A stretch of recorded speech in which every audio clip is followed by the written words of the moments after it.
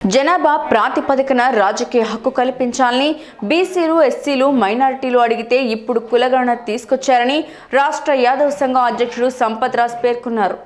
ఈరోజు రాష్ట్రంలో జరుగుతున్నటువంటి ఏదైతే బీసీలకి అన్యాయం చేస్తున్నటువంటి అన్ని పార్టీలకి, తెలుగుదేశం కానీ వైఎస్ఆర్ కానీ అన్ని పార్టీలకు కూడా మేము ఒకటి చెప్పదలుచుకున్నాం. ఈరోజు ఇప్పుడు అధికారంలో ఉన్నటువంటి వైఎస్ఆర్ కాంగ్రెస్ పార్టీ కులగణన స్టార్ట్ చేసింది. ఇవన్నీ ఎందుకు స్టార్ట్ చేశారంటే బీసీలు అందరూ అడిగారు. ఏదైతే బీసీలు కానీ, ఎస్సీలు కానీ, ఎస్టీలు కానీ, మైనార్టీలు కానీ మాకు జనాభా ప్రాతిపదికన రాజకీయ హక్కు కల్పించాలని చెప్పి అడిగితే ఇప్పుడు వైఎస్ఆర్ కాంగ్రెస్ పార్టీ కొత్తగా ఏదైతే కులగణన తీసుకొచ్చింది.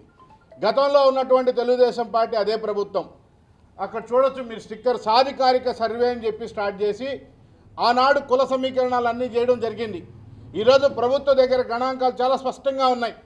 చాలా స్పష్టంగా ఏ కులానికి ఎంతమంది జనాభా ఉన్నారనేది చాలా స్పష్టంగా ఉన్నప్పటికీ ఇక్కడ ఉదాహరణకి ఈ జిల్లాలో కూడా ఈరోజు బీసీలకి సీట్లు ఇచ్చే పరిస్థితుల్లో ఏ పార్టీ లేకపోవడం బాధాకరం. దేనిలో తక్కువ అని అడుగుతా ఉన్నాం.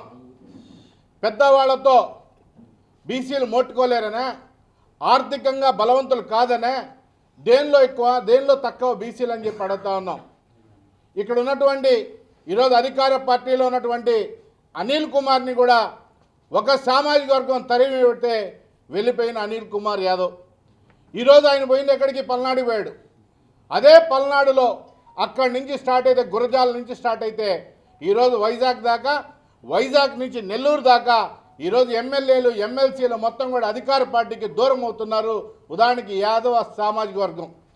ఈరోజు ఈ సామాజిక వర్గం ఏదైతే యాదవ సామాజిక వర్గానికి అన్యాయం చేస్తున్నటువంటి జగన్మోహన్ రెడ్డి ఈరోజు దాదాపు 300 మంది బీసీల్ని చంపవేయబడింది ఈ ప్రభుత్వం.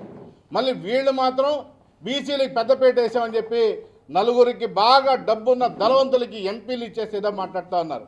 మేము ఒకటి అడుగుతా ఉన్నాం, తెలుగుదేశం పార్టీ పుట్టినప్పటి నుంచి బీసీలు కూడా తెలుగుదేశం పార్టీకి ఈరోజు అనుకూలంగా ఉన్నారు.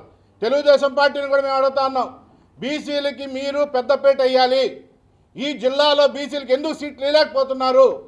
మేము తెలుగుదేశం పార్టీని కానీ వైఎస్ఆర్ కాంగ్రెస్ పార్టీని కానీ మేము ప్రశ్నించుకున్నాం.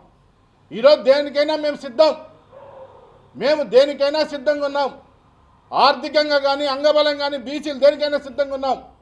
మీరు బీసీలకి సీట్లు ఇవ్వండి. పెద్ద సామాజిక వర్గం, యాదవ్ సామాజిక వర్గం ఏదైతే ఉందో మేము పెద్దన్న పాత్ర తీసుకుంటాం. మీరు ఎవరికి సీట్ ఇచ్చినా యాదవ్ సామాజిక వర్గం బీసీల పక్షాన్ని నిలబడతారని చెప్పి తెలియజేసుకుంటున్నాం. మీరు ఇవ్వండి, ఒక్కసారి ఇచ్చి చూడండి. ఇస్తే కదా తెలుసద్ది. మీరు ఇస్తే మేము రెడీగా ఉన్నాం పోటీ చేయడానికి. కాబట్టి పార్టీలందరికీ మేము ఒక్కడే తెలియజేసుకుంటాం, మీరు కానీ బీసీల పక్షాన్ని కానీ నిలబడుకుంటాం.